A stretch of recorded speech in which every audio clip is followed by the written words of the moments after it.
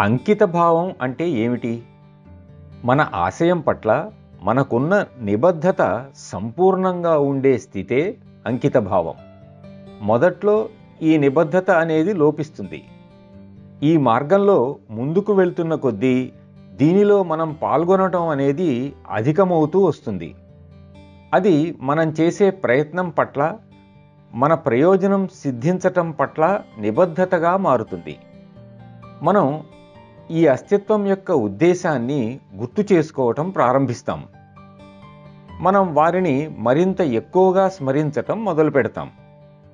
ఇక మన నిబద్ధత పెరుగుతున్న కొద్దీ, లోతుగా అవుతున్న కొద్దీ ఈ స్మరణ మరిన్ని ఎక్కువసార్లు జరిగి చివరికి మన దివ్య గురుదేవులు చెప్పే నిరంతర స్మరణగా మారుతుంది.